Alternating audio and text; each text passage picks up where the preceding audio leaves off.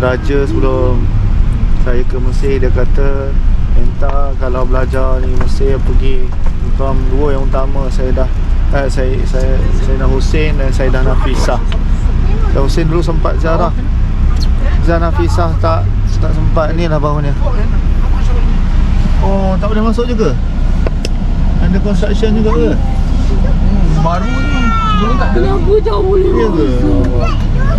Mungkin boleh masuk kot. Kena sini pun. Sini ya, Sotun?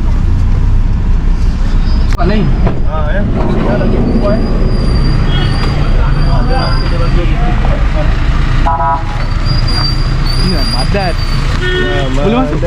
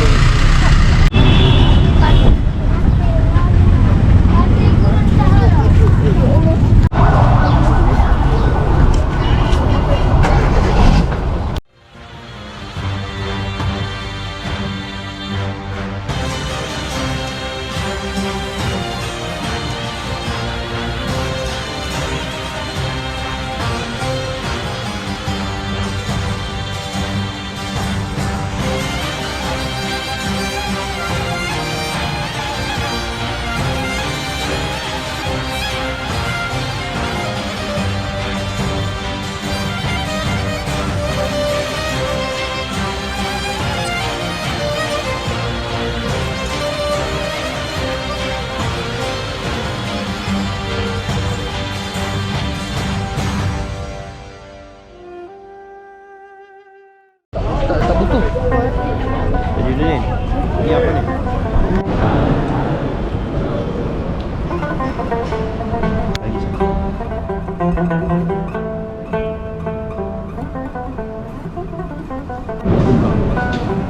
Tapi ni perempuan yang masuk. Perempuan.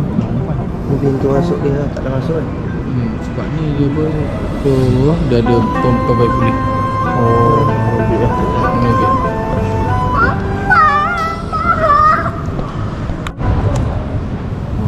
Bolehlah Ustaz Farid terangkan sikit berkenaan dengan Sayyidah Nafisah ya. Ini antara tujuan utama jugalah kita sini. Sebab Datuk Guru kata Sayyidah Nafisah kita tak ziarah.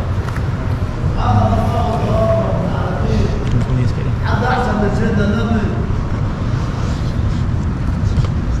هذا يا سيدنا حسين الفتحة لسيدنا النبي ومولانا سيدنا حسن ومولانا سيدنا حسين. Alhamdulillah rabbil alamin wassalatu wassalamu ala asyrafil anbiya'i wal mursalin wa ala alihi washabbihi ajma'in. Alhamdulillah sekarang kita berada di makam Sayyidah Nafisah. Sayyidah Nafisah ni dia lahir pada tahun 145 Hijrah An-Nabawiyah,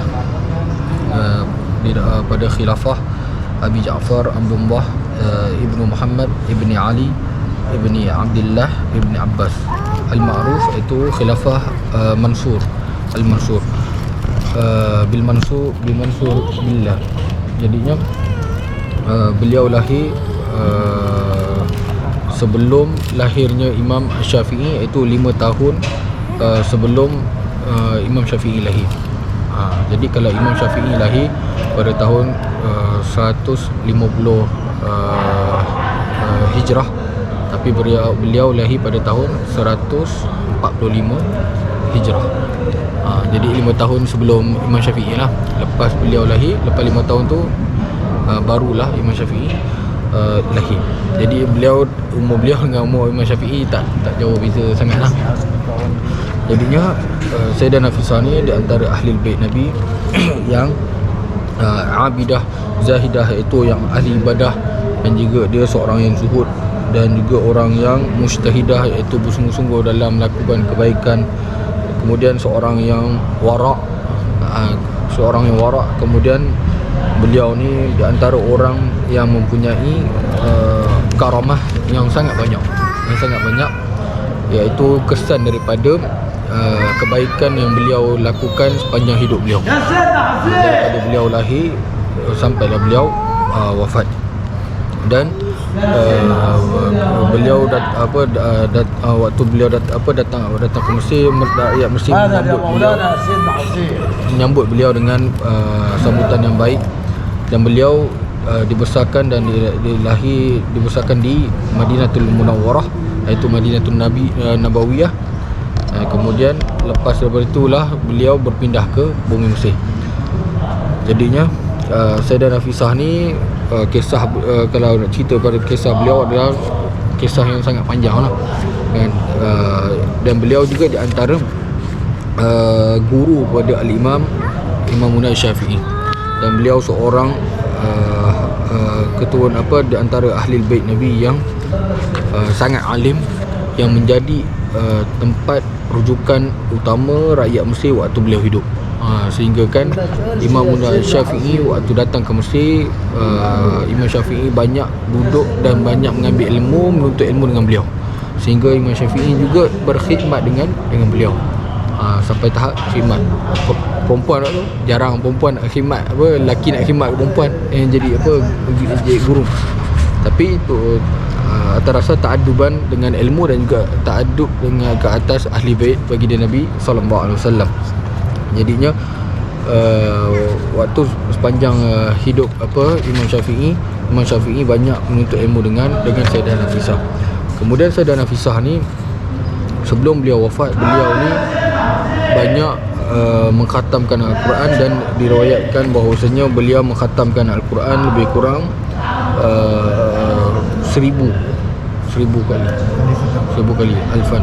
Ada yang riwayat mengatakan 900, iaitu 900 kali. Ada riwayat mengatakan alfai, iaitu kiranya ada riwayat mengatakan alfin atau kian 2000. Jadinya nak kata banyak lah, senang cerita banyak lah. Sebab tu sampai banyak riwayat. Kiranya boleh dikatakan beratus kali beliau khatamkan Al-Quran sebelum beliau wafat. Jadinya beliau ni seorang yang sangat-sangat warak, dan sehingga kan banyaknya karamah yang kiranya Allah kurniakan kepada beliau. Sewaktu Imam Syafi'i sakit, Imam Syafi'i kiranya anak murid Imam Syafi'i itu Rabi' Al-Muradi nak pergi ziarah pada Sayyidah Nafisah.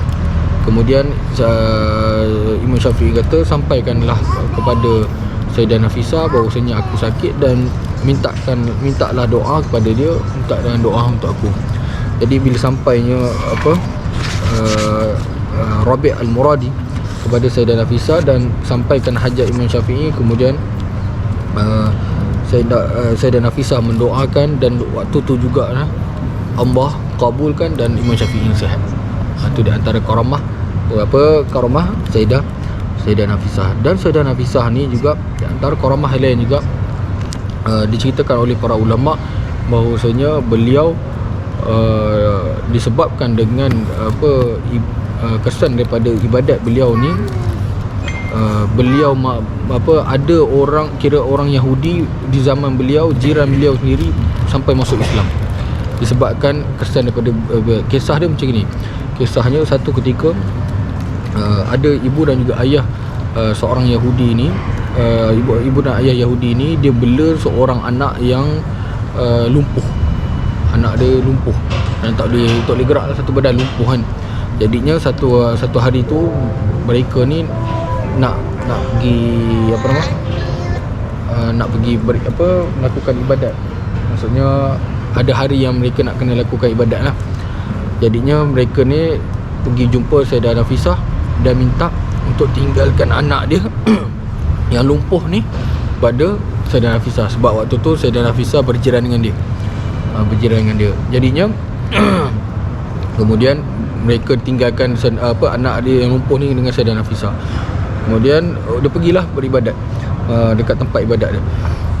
Waktu Sayyidah Nafisah ambil uduk, apa yang budak ni buat adalah budak ni ambil air daripada air basuhan wuduk Sayyidah Nafisah tu, dan dia kiranya sapu kat satu badan dia. Sapu kat satu badan dia. Dan bila dia lepas daripada sapu tu, Sayyidah Nafisah lepas dia ambil wuduk, dia tak ada pun tengok kiri kanan apa, dia terus buat ibadat, nak apa, baca Quran, dia solat apa semua kan. Sebab dia bila ahwal awliya ni, wali-wali Allah ni, bila dia dah mula mengambil wuduk, jadi tawajuh dengan Allah. Dia tak ada toleh ke kiri, toleh ke kanan, tak ada. Jadinya bila dia tak perasan pun yang budak ni bila dia dah sapu air basuhan wuduk Sayyidah Nafisah ni, dia tak perasan pun yang budak ni terus dah elok daripada lumpuh. Kira time tu juga Allah sihatkan budak ni elok baik daripada lumpuh ni. Kemudian datanglah ibu dengan ayah budak ni untuk nak ambil budak ni. Kemudian bila tengok, bila buka pintu, tengok anak dia sihat.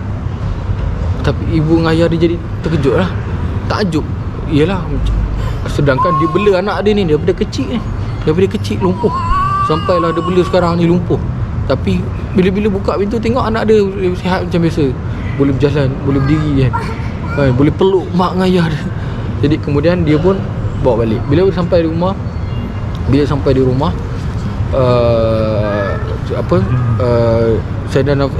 ibu dengan ayah budak ni tanya apa yang terjadi sebenarnya, apa yang berlaku sebenarnya, apa yang Sayyidah Nafisah buat sehingga kini apa yang berlaku, apa yang Sayyidah Nafisah bagi, apa semua, siapa yang kau boleh jadi sihat macam ni.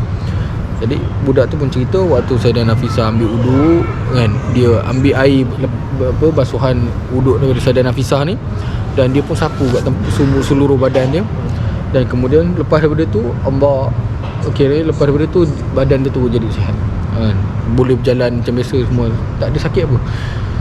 Kemudian lepas daripada situ peristiwa daripada tu, ibu dengan ayah budak ni bawa pergi jumpa Sayyidah Nafisah, dan kiranya bertemu dengan Sayyidah Nafisah. Dan lepas daripada tu dia pun membenarkan kebenaran Islam, dan tu masuk Islam dengan berkat karamah Sayyidah Nafisah. Itu sebab tu para ulama mengatakan ada wali-wali Allah ni, dia tak perlu bercakap, dia tak perlu ajak, tapi kesan daripada ibadat yang dia buat tu boleh buat orang lain masuk Islam. Dia sebab amalan dia tu yang ikhlas kerana Allah apa semua kan, sebabkan amalan tu jadi kesan daripada ibadat dia tu, orang lain boleh dapat keberkatan daripada kesan daripada ibadat orang. Sebab tu bila kita buat baik ni, orang lain akan terkesan juga sebenarnya. Bila kita melakukan kebaikan, orang lain akan terkesan. Sebab tu kalau kita disunatkan untuk kalau boleh bila nak meninggal tu, kita cari tempat yang orang soleh, kiranya meninggal di tempat, kiranya tanam kalau boleh dapatkan tanam untuk berdekatan dengan orang soleh. Sebab apa? Bila berdekatan dengan orang soleh, maka di situlah terdapatnya Raudatul Jannah, iaitu taman-taman syurga dekat situ. Jadinya bila jiran-jiran yang soleh ni, jadi maka kita akan tak terazab.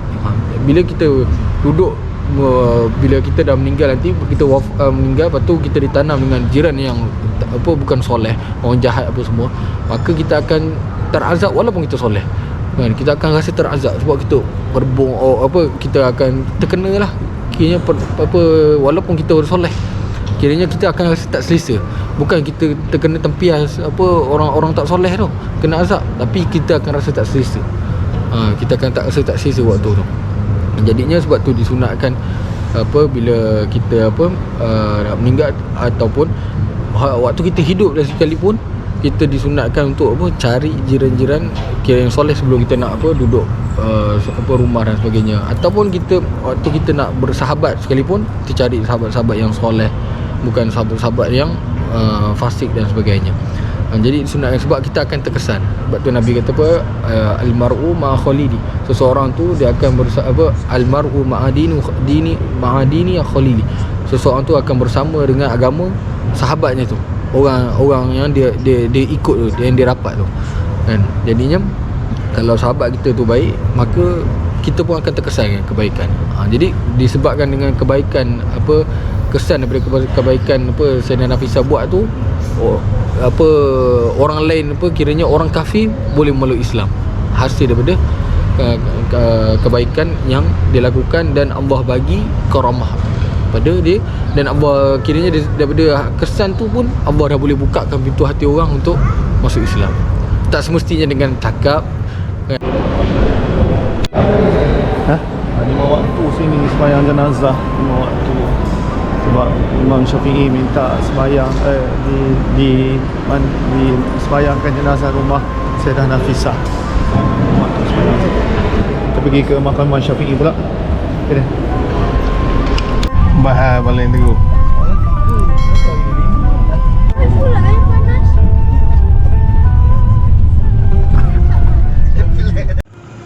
Assalamualaikum warahmatullahi taala wabarakatuh. Alhamdulillah wassalatu wassalam ala Rasulillah ma ba'd. Saya Hayat Kiswah, pengerusi Pondok Zawiyah Kiswah. Sekarang ini berlintas langsung di tapak pondok kita dan belakang saya kelihatan tapak surau Pondok Zawiyah Kiswah yang bakal kita bina, dan kita merayu sumbangan bertuan-tuan perempuan untuk pembinaan surau kita yang dijangka dalam belanja 1.5 juta. Siapa daripada kalangan muhsin-muhsinat yang ingin menyumbang untuk binaan surau, bolehlah pergi ke link di bawah, dan semoga Allah Ta'ala merahmati segala keprihatinan dan sumbangan tuan-tuan perempuan semua. Assalamualaikum warahmatullahi wabarakatuh.